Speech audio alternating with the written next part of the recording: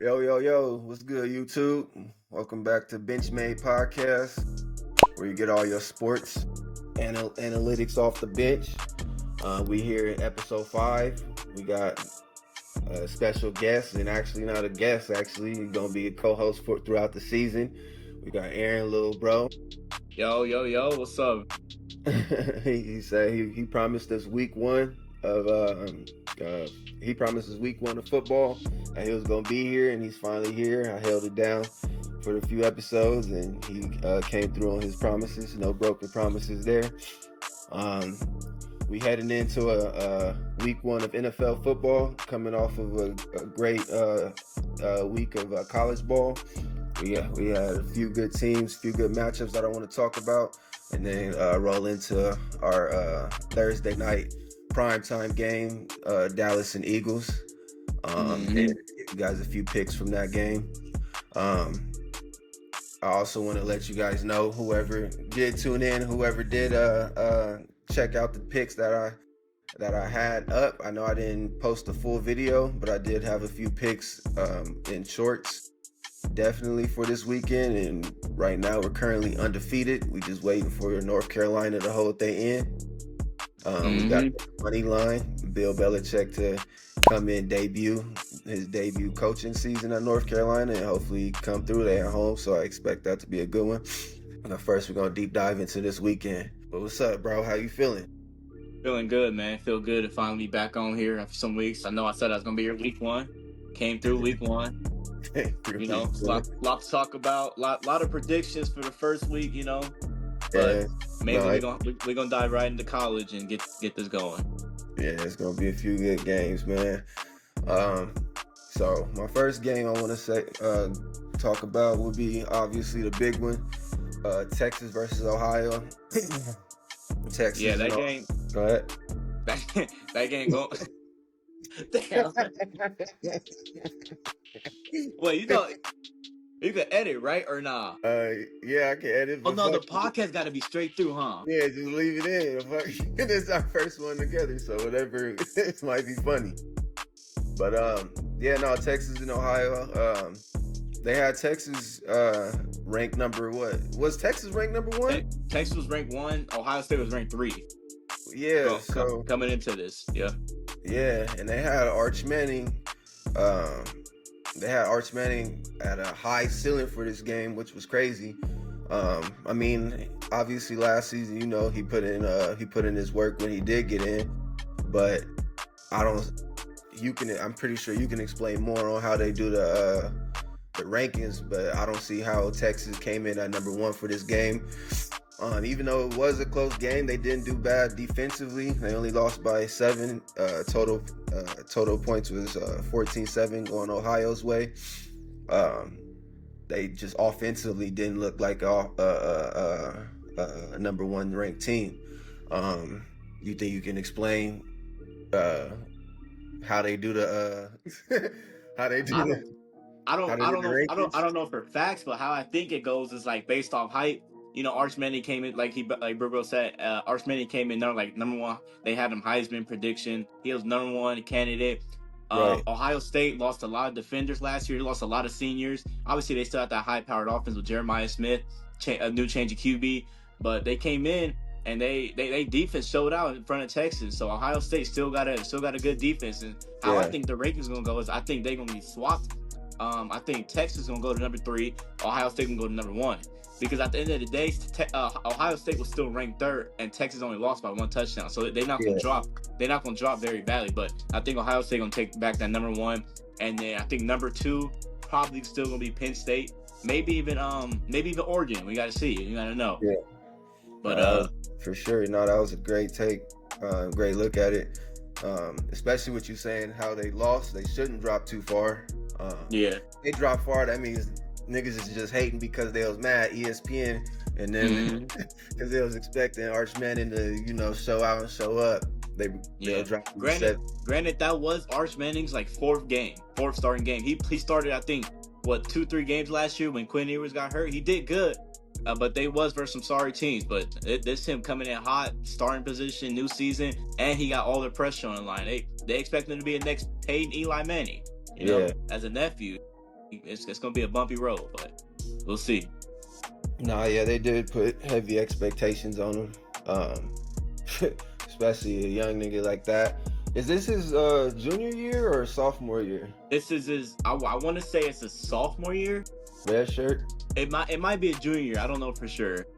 Yeah, they put heavy expectations on him, especially throwing him in the fire like that. And I'm not gonna say throw him in the fire because obviously he needs, like, he's their best QB that they have on the depth chart. So obviously he wasn't thrown in the fire.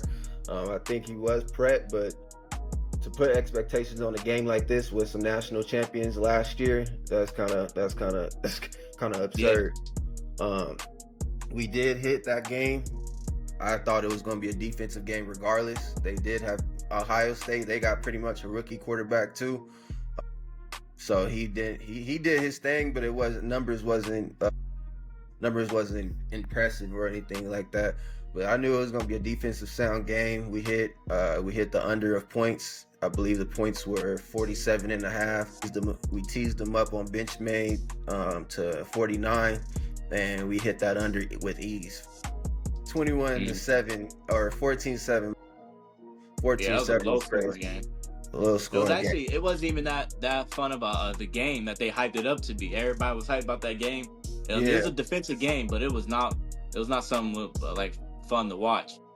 But it definitely set the mark for what we're gonna think these college teams gonna be about. I still think Ohio State probably gonna be like number one, especially with all these other college teams and how they played last week. So yeah. Yeah. Well, that brings us into Alabama, Florida. You said how our expectations for how college football is going to be, or how these teams are going to be. Like, we see it, but media, they try to hype it a certain way. I don't know what they see, but Alabama, Florida State, it looks like they were ranked number 8. Alabama ranked number 8. They're supposed to be back on top this year. I don't know what their recruitment was looking like, but they're supposed to be back on top. But they fell to Florida State. I know a few niggas that said Florida State was gonna be underdog. I wish we would have picked them up on here on BenchMade because there was plus 400 to win that game, and they ran circles on Florida State. Did you watch that one? Nah, I didn't watch it, but I was keyed into it after. Coming into this, Alabama, they lost their quarterback. Jalen Milroe, he went to the Seahawks this year, so they got a new quarterback going on right now, and he didn't do too bad. People bashing him stuff, but I looked at the stats; it wasn't too bad. Granted, what everybody asking right now is Florida State good or is Alabama reign just done? They lost their head coach Nick Saban. That's the question right now. Is it Florida State that's gonna take over, or is it Alabama that's just sorry? So, and Alabama looked good. They got that QB that came from he came from, I think, Boston. Yeah, he came from Boston College. They played very well. In Florida State, they look good, man. It was basically a blowout. But yeah, I think Alabama definitely gonna, and that begs the question: is Alabama gonna drop in the rankings like below 25, or is Florida State gonna come? Because Florida State coming off of a 2-10 season. Before that, it was 13-0, missed the playoffs because of the quarterback, and then they went 2-10 with DJ, and then now they 1-0 versus a number 8 Alabama. This college is looking different, man. It's looking different. Way different. I don't think they're gonna drop Alabama too far, only because they show so much love for the SEC rankings. Like, if it was like if USC was playing Florida State and they was ranked number 8 and they lost that way, USC will be out of the race. You know how that shit go. Mm-hmm. But Alabama, I could see them probably dropping. I don't know let me see these games real quick to see who lost that was in the rankings. It's like everybody that was ranked for the most part won. There was actually, I think, 4 teams in the top 10 that lost. Shit, they'll probably take Kansas State ranking. Kansas State was ranked 17, and they lost to Iowa State, which was ranked 22. Yeah. So they could probably take one of them places because it looked like everybody else handled their business that was ranked pretty high. Mm-hmm. Week 1. Well, actually, no. Kansas actually just won versus North Dakota, and they were still 17. Kansas or Kansas State? Kansas State. But I don't know, that we'll have to see. But they'll probably take Kansas State's position. Yeah. I know they're not gonna take Clemson's. But yeah, Clemson Clemson gonna drop maybe to. I think Clemson probably gonna drop to like top 6 because they only lost by a touchdown, to LSU. Yeah. But And LSU definitely. Oh yeah. It was already number 4 too. Yeah, LSU showed out. What was LSU ranked? LSU was I don't Were even. they number 9? 9. That was 9. Yep. Yeah. LSU was 9. So I mean, I can see them drop into 17. It looks like not too many people that was ranked lost, and if they were ranked, they only lost by like close. It was a good ass game. So yeah, I don't see them getting pushed back too far. But you know how they show love to Alabama, Florida. My take on it, man. I don't think Alabama reign is over with personally. They always come with recruits. They a physical team. They ain't got Nick Saban though, so they don't have that Nick Saban like they ain't having for a couple years now. But I think they still gonna. It's Alabama, bro. Like yeah. I'm trying to find the words for it, but it's like it's Alabama. It's Alabama. Yeah, they gonna always find their way. Like at least in the top 10. I think Florida State is definitely a team to watch out for because they beat them in a convincing fashion. Like wasn't scared, and it was at Florida State's home, right? Florida State was at home. I'm pretty sure. Yeah. So they came out with a point to prove. They came out running the ball. I think it was a rainy game too, so they came out running the ball. Receivers is nice. Quarterback did what he's supposed to do. Didn't turn the ball over, and they just played a more physical team, a more physical game. Alabama probably coming in. You said Florida State coming off a 2-10 game, so Alabama probably coming in like real week 1. So we'll see. I don't want to take it away from them too much, like they reign too much, because we'll say that, and by the end of the year, the end of the season, we'll see these niggas talking about they going into the playoffs, about to be in the championship shit, playing Ohio State. Speaking of that, Alabama and Ohio State, they got the top 2 receivers, Ryan Williams and Jeremiah Smith, and they didn't really show out. Both of them, they had like 2 or 3 drops. Ryan Williams had like 3 drops. It make you think is Alabama gonna be done, because that was like the top receiver. But hey, it's week 1.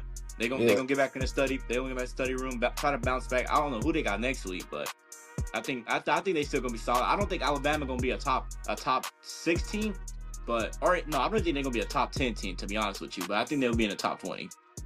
Let me see. I can see who they got. L.A. Monroe, so they should. Yeah, they got a blowout. Okay. They should get their confidence back off that one. But yeah, we'll see. Next big game, Miami and Notre Dame. Now I actually watched this one through and through. We hit this one as well. We picked the spread. We picked the Miami spread. I knew going in Miami was gonna win. If you guys seen my short or our short on YouTube, or a short on the channel. I'm sorry, short on the channel. I was talking about Carson Beck. I was bringing up how Carson Beck is like pretty much like, I believe he that guy, and I think he was that guy in Georgia as well. He just has some miscues with a few receivers and whatnot. They made it pretty far, and then they put up his career record at Georgia. He went 24-3. They said 24 wins and 3 losses. Obviously, when you lose in college, it's detrimental because that plays a role to your playoffs. But if you got 24 dubs and 3 losses, I mean, shit, how bad is you really doing? Nah, I could definitely. Carson Beck definitely did. Granted, they did. Georgia always had a high-powered defense. That defense would carry some games to wins, but Carson Beck definitely did his thing. He came over to Miami, signed like a $4 or $5 million NIL contract deal. Yeah. So we expected him to do pretty good, and he did his role, especially from the beginning. He started off from the beginning hot. It kind of slowed down. I think the play calling got a little bad. In like 3rd, 4th quarter, they got too relaxed, too calm. But they ended up doing good. Defense showed up for Miami, at least for the first half. Second half, they kind of gave up a little bit, but we're gonna see. They look clean, man. Fuck that one hand catch from CJ, whatever his name is, CJ. we gotta get the college niggas' names, but CJ had the one hand catch off from the 30. Carson Beck threw it from the 30-yard line, caught it one hand between two defenders. A phenomenal ass catch. Like, something you can't beat. Yeah, great throw. And it was a lot of good catches like that. Like the one versus LSU, that's controversial. Yeah. That one should have been a catch. One hand in the end zone. Definitely. It was a bunch of them like that. The one South Carolina when Nick Carver caught it, and then the DB that should have been a, you know, it was a lot of good catches this week, but some of them was just bad calls. College football was definitely hot this week, but I think Miami is a team to fear because they got two receivers and they got a defense that like pretty much is like shut down. They let Notre Dame come back and hang 24 on them. But they were shutting them down the whole game. I think I'm not even gonna blame the defense. Me and you was watching that game. I'm blaming the coaching because when it was 24-7 and Notre Dame got that 14. Before that, you can already tell it looked like Miami was already ready to just pack their bags and hit the road because they over here fixing for a field goal, like running the ball, playing conservative, fixing for a field goal. But Notre Dame, like even though y'all was beating, putting belt to ass, Notre Dame is still one of them schools that you want to apply as much pressure as you can. I mean, they just played Ohio State in the championship game. They coming for revenge. They coming to make a statement this season. So you definitely want to keep that pressure applied. But Miami looking like a scary team. I'm not saying they a championship team, but I can see them in the playoffs for sure, making a name. They was ranked number 10. Game was 27-24. Where do you think that pushes them up, and where do you think that pushes Notre Dame down? I want to say because Notre Dame was what, number 4, number 5, number 6? They were ranked number 6. They were ranked number 6. I want to say Miami goes up to number 5. Notre Dame goes down to number 8, maybe 5 and 8. 5 and 8. Or maybe Miami just flips and goes to 6. I think Notre Dame will stay in the top 10 because at the end of the day, they still fall hard, but it depends. I think Notre Dame will go to 8. Miami gonna go to 6. Okay, yeah, because it was only a 3-point loss. Who's at 8 right now? Alabama's at 8. They definitely got it there. So they're going to 8 for sure because there ain't no way Alabama got blown out. Yeah, I think it's gonna be Ohio State 1,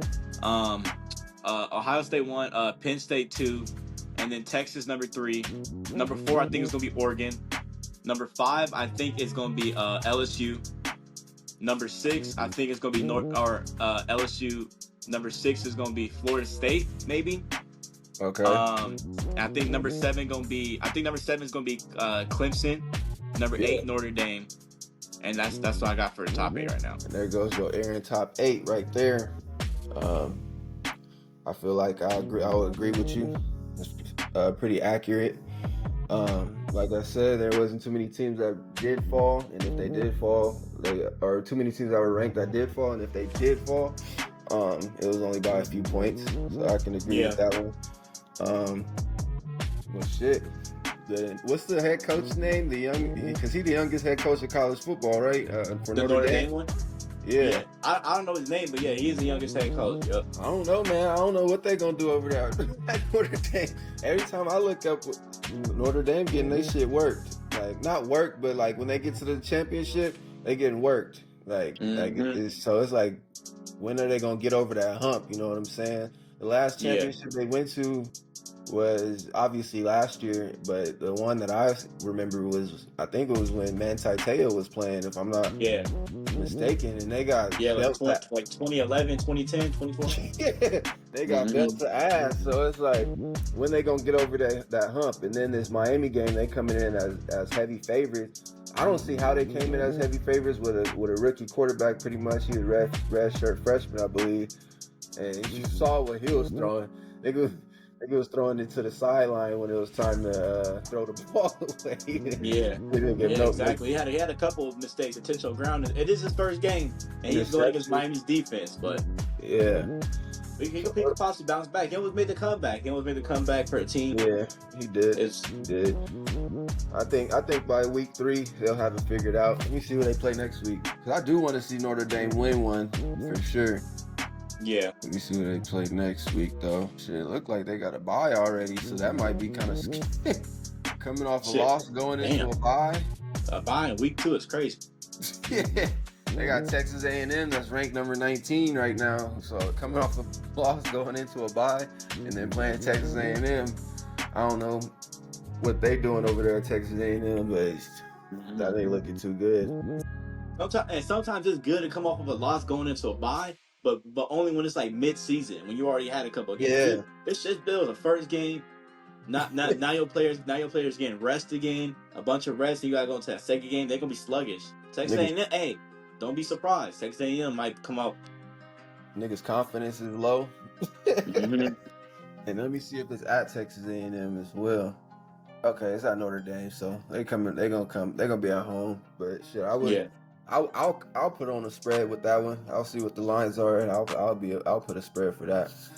But yeah, that's Miami Notre Dame. Like I said, we did hit that on BenchMade. Miami plus they was 2.5, but I teased it to +4, and teased it to +4, and we hit. We covered comfortably. And like I said, we're on a 3rd leg parlay right now, waiting for North Carolina the money line, and we'll be undefeated this weekend for these bets. Indeed. Next game was the first one. This was my Saturday ticket. LSU versus Clemson. Good ass game. Great game. Yeah, I got a chance to watch that at Circa Sportsbook.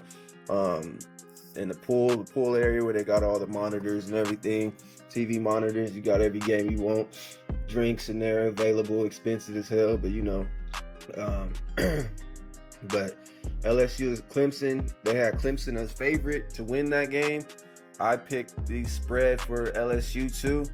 I wish I would have picked the money line because I had a hunch for just like Miami. I had a hunch LSU and Miami was taking these. I wish I would have picked the money line because I think the money line for LSU was like plus 150, 193 or some weird number. But LSU coming in number 9, Clemson number 4. LSU taking that game Saturday, 17-10. Great, actually packed game. Both quarterbacks handled business. I don't think there was a Was there a turnover? No, it was an interception that game. So Clemson quarterback threw one, but LSU quarterback, you know the name of that dude? Garrett Nasir, something like that. Garrett Nasir.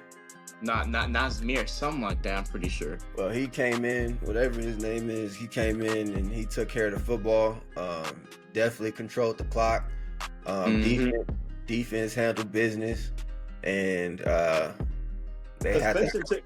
Clemson took control early on. It was like 10-3. They took control early on, but then LSU bounced back, scored, and then scored again. And they could have had another touchdown if that one didn't get called. They would have ended that game 24-10 and really put them on the map. Yeah. One thing I did like about LSU, they played defense. After that 10-point, Clemson didn't touch the red zone again. They shut down. That LSU defense, that's the LSU defense we grew up with. That's the one we know about. Yeah, DBU. That's DBU right there, They coming off a week one win as well. They said they haven't won a game in like a week 1 game in like 7 seasons or something like that. Something crazy like that. You said what? I was saying, damn, like for the like 7 seasons. I might be wrong. I might be over exaggerating. They said like around like at least 5. I'm gonna be comfortable with like 5 seasons. Yeah. Coming off a week 1 loss. I know SC for sure. I'm an SC fan. They for sure beat them last year at Raider Stadium.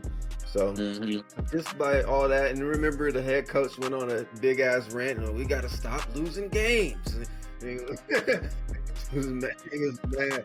So I kind of like fixed it off that. Like I like with the pick.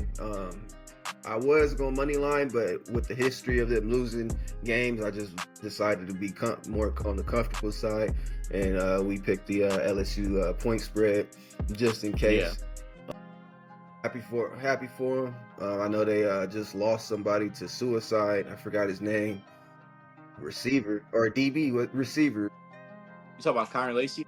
Yeah, he lost. Yeah, he was gonna be in the draft. He was gonna be in the upcoming draft, but he I mean, we all know about the allegations, and he's going through some stuff, committed suicide. Sad, but yeah. So I know they plan that season for him. Yeah, for sure. For sure.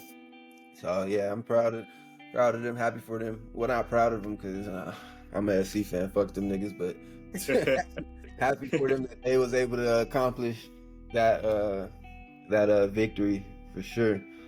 Get over that hump. And like I said, they was ranked number 4 or 9. 9, yeah.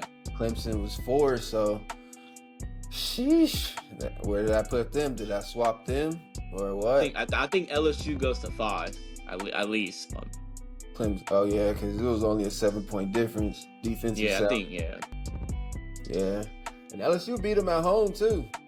Beat Clemson at home. So I wonder if they factor that in too. Like I don't know what they factor in, man. Because like when I seen Boise State at 25, I'm like, oh, these niggas is just these niggas just throwing numbers out there. What the fuck does Boise State got to do to beat 25? Well, granted, Boise State, they were in the top 4 last year for playoffs, so they take back last year's team too. They were top 4. Remember they played, or they were top 6 or top 8. They were in the playoffs though last year. They played. I don't know. I forgot who they played, but they played somebody and lost, obviously. But one player carried them, Ashton Genty, who's gone now. And so Boise State, I'm not gonna lie, we're not hearing from them. They won't be brought up in this podcast again, probably. They BENCHMADE. Yeah, exactly. Boise State made the BENCHMADE list for sure because they came in, and I was gonna bet that game too.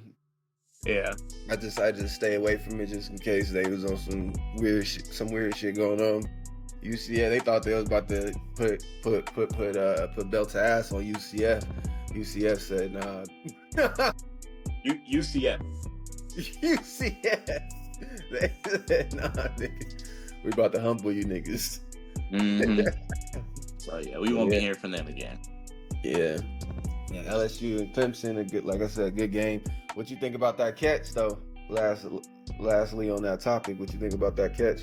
I think, I ain't gonna lie, when I first seen it, because obviously I didn't see it until you brought it up, and then I seen it on social media, I'm like, no, that's not a catch, because I seen him bobble the ball. But then I noticed from another angle that he caught the ball with one arm, and then he had it control, and yeah, he fell, but he rolled with the ball in control. It shouldn't have been a touchdown, but it should have been down at the 1, and they would have scored off of that. Yeah, no, that was definitely a catch. That was a BS call for sure. I would have been mad. Definitely a BS call, especially when I was drinking at the Circus Sportsbook. Yeah, everybody was hype. Oh, I'm like, shit, I'm about to cover this spread with ease, just to find out they take them back to 3rd and 11. It's kind of janky, man, because it's like, like with this betting shit, these refs be on some like bull, like people in the box is like, nah, we ain't gonna allow them to get that. Yeah, that was a short catch, like you say. He caught it. Did they end up scoring on that drive? I don't recall. Possibly because it was, possibly because it was 10-10 and they was trying to go up. So they ended. I think they hit like a tight end on the out or something. Or they hit this one dude, number 14. He was like 6'4". Yeah, they hit him on like a little fade ball, right? Yeah, fade ball. Yeah, there ain't no stopping him. So yeah, they got receivers, they got DBs, quarterback nice. I think I could see LSU. Well, I want to see who they play next week because Clemson was nice, but I want to see who they play next week. They play at LA Tech, so can't really determine off that. Who's their next big game? Florida Gators. And Florida is number 15 right now. I definitely want to see. Wait, am I tripping? Florida. Yeah, Florida Gators. Yeah, I think that defense is gonna be too good for Florida, but we're gonna see. LSU? Yeah, LSU defense look legit for real. Well, shit. I mean, if they beat them in convincing fashion, then I'm putting LSU up at top five teams because they got the talent, they got the DBs, they got the they got the receivers, and the quarterback he poised in the pocket. So I'll put the LSU at top 5 at the end of the year. But yeah, that was a good game. But now, what's the NFL fucking Eagles versus Cowboys? Yeah, big game, man. Hell yeah! Thursday night, we finally back. I know in the podcast or in this podcast, BenchMADE podcast, y'all been seeing me talk about how dreadful this preseason been, and it's been dreadful as hell because I've been talking to myself all 4 episodes trying to figure out like what's going on. We didn't have like with the preseason who's going to be here to stay, who looked good. Like I said, I put Jackson Dart as the preseason MVP, but now they about the sideline boy for Russell Wilson. Before we get into the Dallas Eagles game, do you think Jackson Dart gonna start sometime this year? Yeah, I think Russell Wilson gonna have his little games, and then it's gonna slow down, and then possibly they gonna put Jameis Winston in. But I like one point, even if because Giants can never gonna blow out nobody, they probably gonna get blown out possibly. So if they get blown out, I think that's when they're gonna throw Jackson Dart in there, and we're gonna see his true potential. I think Jackson Dart, he can make a case, man, for real. Definitely. He got, like I said in the last video, he got the confidence. He got white boy swagger. He looked controlled in the pocket. I don't know if you've seen any of his preseason games, but obviously he played against like certain third strings and shit like that, so that makes a hell of a difference. But just his, like, out of all the quarterbacks, he looked, besides Shador that first game, well, even that game, like, out of all the quarterbacks that came into this draft class, Jackson Dart looked better than all. The best. He looked the most poised. He looked the best out of all of them.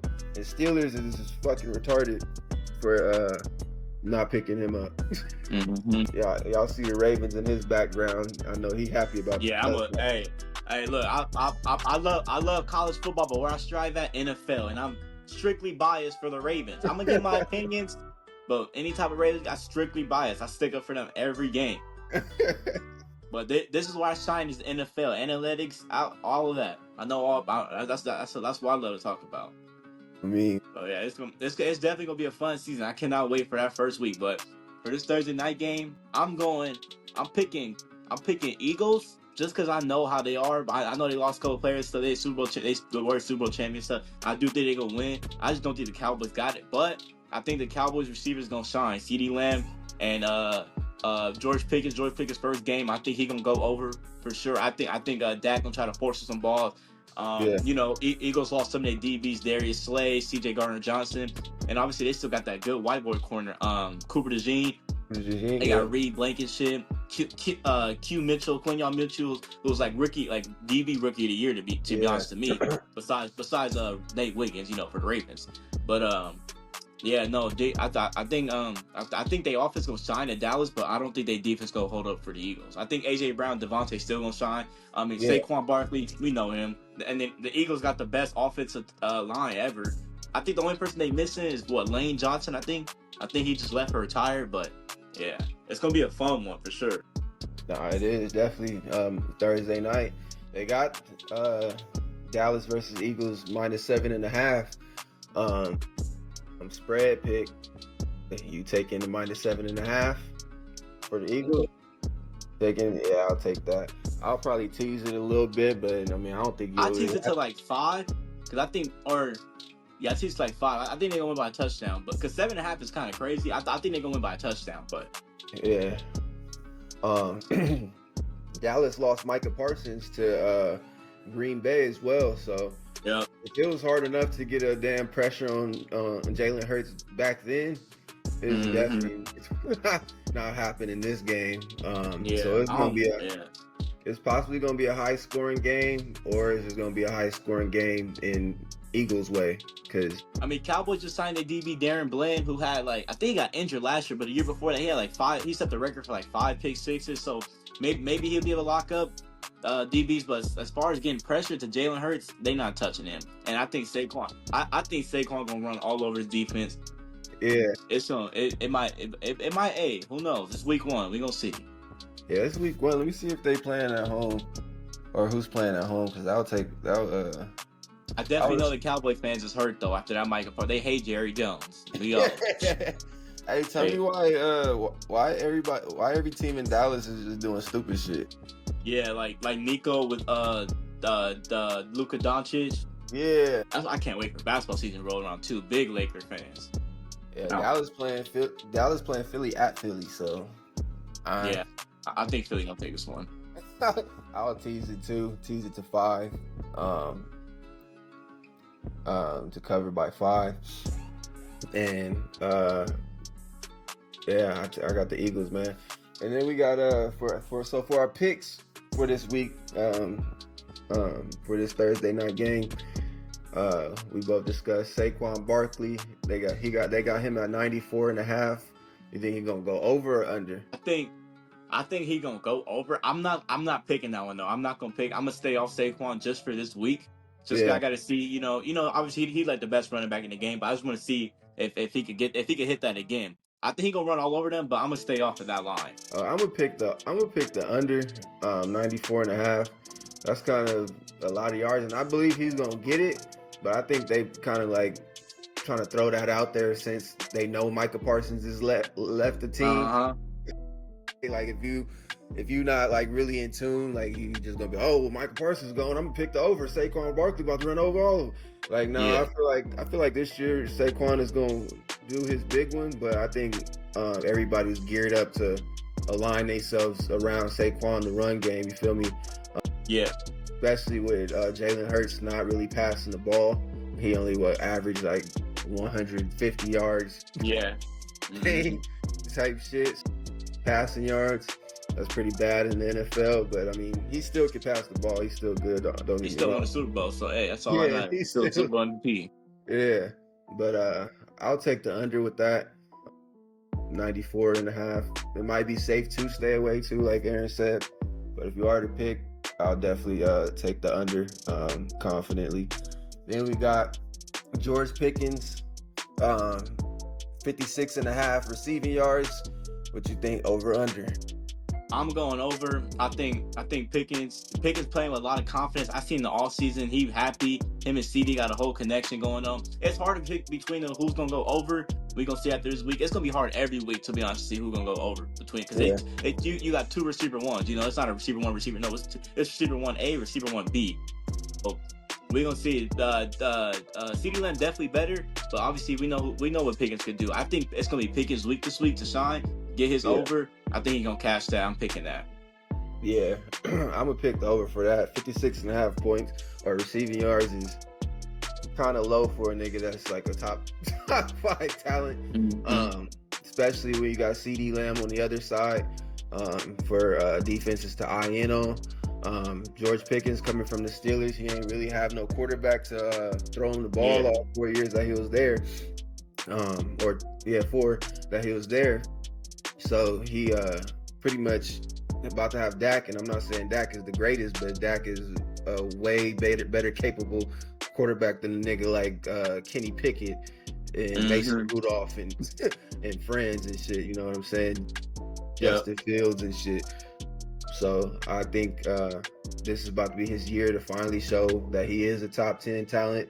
Definitely rooting for him, and definitely gonna take his over, because all you gotta, he got fined for the stickers that he said always fucking open on his on his eyes. Always open. All you gotta do is throw the ball up to that dude, and he gonna find a way to come down with it. So yeah, he got like 99 spectacular catch. He got him. Yeah, so if you got CD on the other side, route niggas up, and he probably double covered or whatnot, you know you can throw it to George Pickens, and then they got a cold little tight end. So you got to pretty much like, you gotta spread the field out with Dallas. You can't really lock in on one dude. But yeah, I'm gonna go George Pickens over.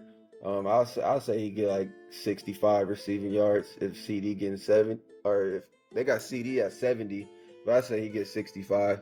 And now go into my next one. CD Lamb over 70 or under 70? I think it's gonna be under because, like I said, I think it's gonna be George Pickens to shine just this week. We're gonna see, Yeah, but I think CD gonna be under. I would say usually CD gonna get doubled. You know they're gonna be, but I don't know how defense is gonna play George Pickens and CD Lamb, yeah. so I can't say for sure. But if I had to pick, I think CD gonna go under this week. I agree. I'll take the under on that one too. Um, I think as a team, I think they'll want George Pickens to, ball out. You know what I'm saying? They'll try to get him going early and fast so he can get acclimated with the team, so to speak. Yeah. CD Lamb and Dak Prescott, they already got that connection. So it's like they know, and other teams know like how to defend CD Lamb, whether we're gonna double cover or not. They don't really know how to truly defend George Pickens because when he was at the Steelers, there wasn't really no defense for him, if I should say. I mean, like they defended, but all they had to do was just make sure they just had like a nigga over the top corner, they just knew to look at him. Now they got to worry about how to defend two niggas like that, like one that can stretch the field and one that can catch a swing pass, slants out like with his route. Indeed. Yeah, so it's gonna be a hard thing to defend, but I feel like they know how to defend CD more. He's more explosive. Like he got yards after the catch for sure. So I'll say they'll lock in on CD and he'll go under. It'll be crazy though to see if both of them get like a 70 yard. Yeah, no, that'd be 70-yard game, or fucking one gets 74, one gets 69. I think AJ Brown and Devontae Smith had a game like that, right? Yeah, definitely. I mean, that's just two of the best receivers. You got a Heisman Trophy winner and Devontae Smith, and you got AJ Brown who got this big size and still run fast, and he got hands. He don't drop the ball. So it's literally two receivers versus two good receivers. It's gonna be an offensive game. Yeah, I don't know what the over under for that is. I didn't check it out. I can see it going over. Obviously, Eagles defense is way better though, so it could go under. But I don't know. We're gonna have to find out. All questions will be answered this week. After week one, yeah. After week one, but those are our picks. We got Saquon over under 49 or 94.5. George Pickens over 56.5 points, and CD Lamb under 70. Yeah. You could tease him however you want to tease him, but that's what we thinking, if you're allowed to tease him. But yeah, Dallas Eagles, man. And we got -7.5. We're gonna take Eagles points, but we're gonna go lower. I tease to at least 7. 7, have them win by a touchdown. Because that half point gonna kill us. You know how to so tease it to 7. But that's our take for Dallas versus Eagles. And then Sunday, Sunday, we back in. We finally here. Football is finally back. Yeah. Can't wait for basketball to be included in this too. We'll see Lakers up. Big Lakers, yep. We're gonna have all your takes, and then September 13th, like I said, our first fight with Terrence Crawford and Canelo. We're gonna get into that. Yep. Get into that more throughout the week leading up. Thank y'all for tuning in. Appreciate it. To BenchMADE. We back on. We got bro. He, like I said, he stood tall with his promises. He here for week 1. And we about to keep this shit pushing. Appreciate it, y'all. Yep. BenchMADE out.